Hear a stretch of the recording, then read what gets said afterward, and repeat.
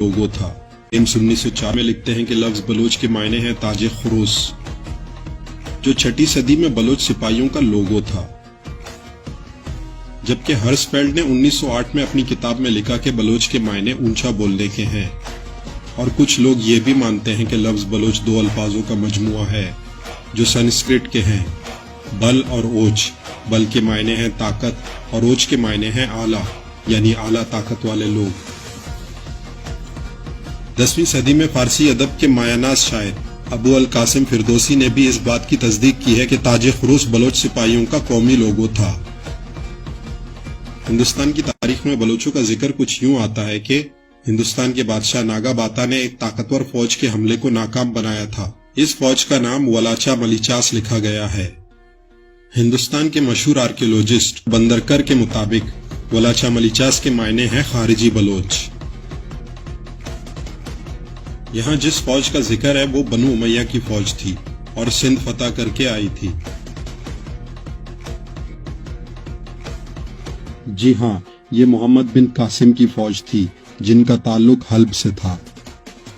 आज भी Makran coastal highway और सिंध के मुख्तलिफ इलाकों में इन शोदा की कब्रें मौजूद हैं और इन कब्रों में बहुत सी ऐसी कब्रें हैं जिनमें बलोची नाम दर्ज हैं।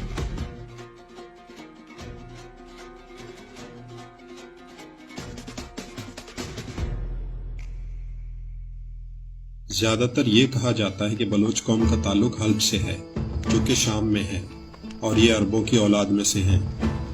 आज भी एक बड़ी तादाद बलोचों की हल्ब में आबाद है, लेकिन इसके तारीखी शवाहिद नहीं मिलते कि बलोच कौम अरबों की औलाद में से है।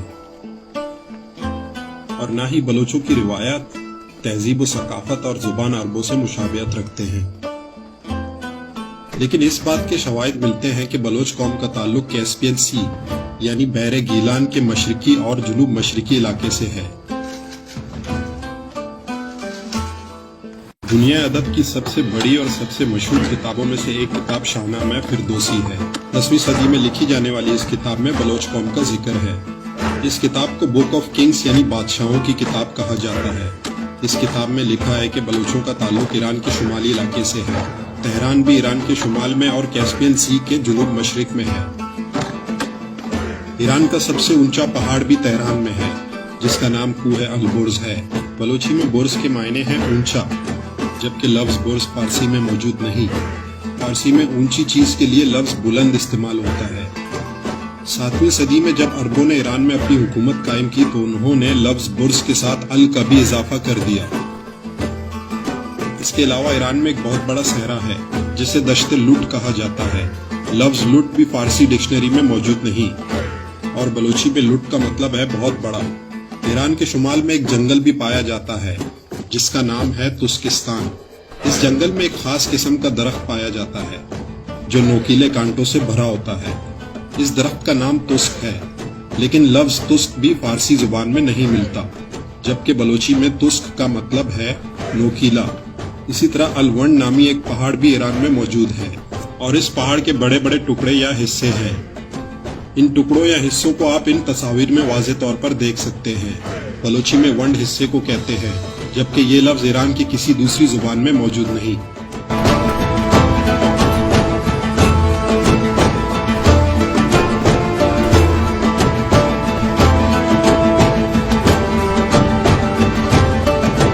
आजकल पाकिस्तान में हर जगह एक तुर्किश ड्रामे के चर्चे जुबान ज़दे-आम हैं। इस ड्रामे ने साबिका तमाम रिकॉर्ड तोड़ डाले। अर्तुगरुल गाजी नामी ये ड्रामा तुर्की से भी ज्यादा पाकिस्तान में मकबूल हो गया है। इस ड्रामे का एक रिकॉर्ड ये भी है कि सिर्फ 15 रोज में YouTube पर 10 लाख से भी ज्यादा सब्सक्राइबर हो गए। तुर्की में इस ड्रामे की पहली किस्त को 5 सालों में 1 करोड़ 20 लाख बार देखा गया है, जबकि अगर पाकिस्तान की बात की जाए तो इस ड्रामे के पाकिस्तानी YouTube चैनल पर पहली किस्त को सिर्फ 3 हफ्तों में 2.5 करोड़ से जायद बार देखा गया है। इस ड्रामे में मुख्तलिफ जगह बलूची सकाफत को अय्या किया गया है और ये भी दिखाया गया है कि काई कबीले में भी बलोच रहते थे। इसके अलावा हल्ब में भी बलोचों को दिखाया गया है। तारीख की बहुत सी किताबों से इस बात के शवाहिद मिलते हैं कि बलोच सैकड़ों साल पहले हल्ब में रहते थे। आज भी बलोचों की एक बड़ी तादाद वहाँ आबाद है। चंद साल पहले की जाने वाली मर्दमशुमारी के मुताबिक तुर्कमेनिस्तान में बलोचों की आबादी 1 लाख से जायद है, जो कहीं से हिजरत करके नहीं गए बल्कि वहां के आबाई लोग हैं। तुर्कमेनिस्तान भी कैस्पियन सी के साहिल पर है। वाज़ेह रहे कि कैस्पियन सी एक समंदर नहीं बल्कि दुनिया का सबसे बड़ा झील है।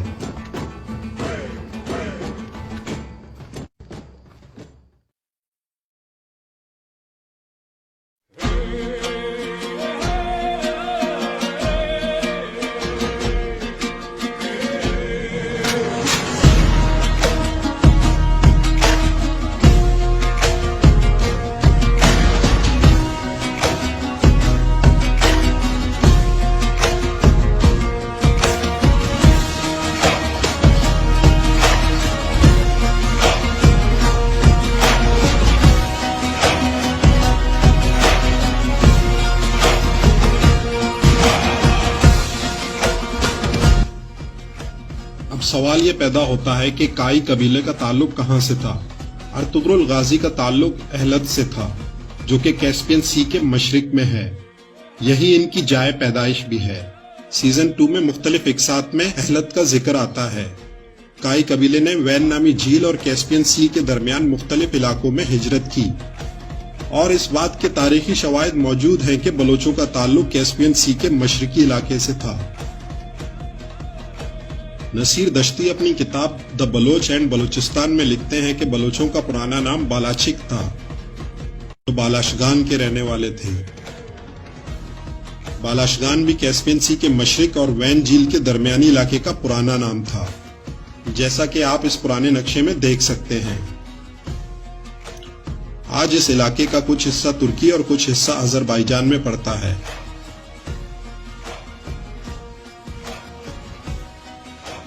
यानी अर्तगल कबीले का जिस खित्ते से ताल्लुक था, उसका पुराना नाम बालाशगान था।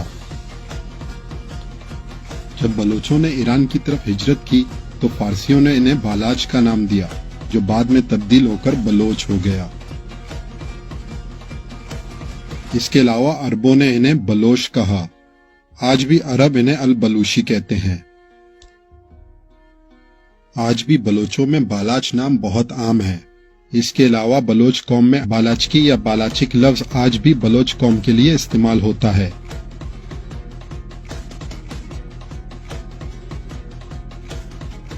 ईरान के मगरबी इलाकों से लेकर तुर्कमेनिस्तान तक और तुर्कमेनिस्तान से लेकर वैन झील तक आज भी लाखों बलोच रहते हैं, जो कहीं से हिजरत करके नहीं गए बल्कि वहां सैकड़ों साल से आबाद हैं।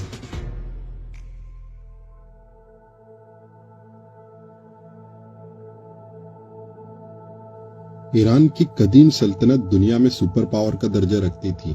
ईरानी तारीख के 8 बड़े सल्तनतों में से एक सल्तनत का नाम पैरथियन एम्पायर है, जिसे फारसी में अशकानियन यानी अशकानियों की सल्तनत के नाम से जाना जाता है, जो 250 कबल अज़ मसीह के दौर में कायम थी। बहुत कदीम होने की वजह से इस सल्तनत के बारे में बहुत कम मालूमात मैसर हैं। बलोची लिबास में अगर हम सबसे मुनफरिद जुज़ की बात करें तो वो 3 हैं। एक बलोची शलवार, दूसरा पंदोल और तीसरा बलोची चवट। अगर हम अशकानी सल्तनत के आसार कदीमा को देखें तो हमें ये तीनों चीजें वाज़ेह नजर आती हैं। हम ये जानते हैं कि मुजस्समे आम लोगों का नहीं बल्कि शाही खानदान के अफराद का बनाया जाता था। अगर आप इस मुजस्समे को देखें तो पंदोल वाज़ेह तौर पर देखा जा सकता है।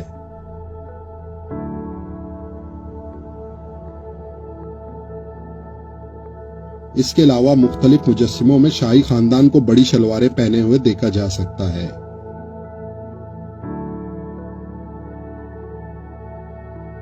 ये शामी नाम का मुजस्समा है, जिसे ईरान के कौमी अजायब घर में रखा गया है।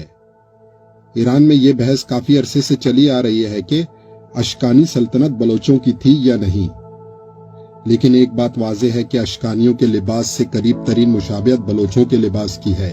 एक और दिलचस्प बात यह है कि अशकानी नाम से मिलता जुलता लफ्ज आस्कानी नामी कबीला आज भी बलोचों में है। पार्थियन एम्पायर यानी अशकानियन के बाद ईरान में एक और बादशाह गुजरे जिनका नाम बालाच था। मशरिक और मगरिब में लिखी जाने वाली मुख्तलिफ तारीख की किताबों से ये बात साबित है कि बलोच सिपाहियों के हेलमेट पे ताजे खरोस का निशान होता था। یہ ایران کے بادشاہ بالاچ کے زمانے کا ایک سکہ ہے جس پہ بالاچ کی تصویر بنی ہوئی ہے۔ اگر ہم غور سے دیکھیں تو بادشاہ کے تاج پر تاج خروس کا نشان دیکھا جا سکتا ہے۔ ہم جانتے ہیں کہ عربی زبان میں چ نہ ہونے کی وجہ سے چ کی جگہ شین کا استعمال ہوتا ہے۔ جب عربوں نے ایران کی تاریخ لکھی تو انہوں نے بالاچ کی جگہ بالاش لکھا۔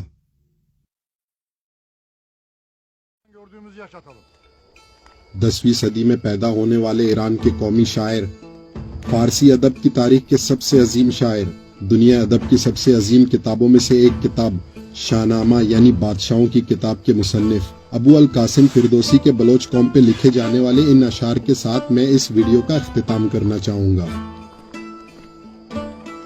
سپاہش زگردان کوچ و بلوچ، سگالید جنگ و بر آورد خوچ، کسی در جہان پشت شان ندید، برہن یک انگشت شان ندید۔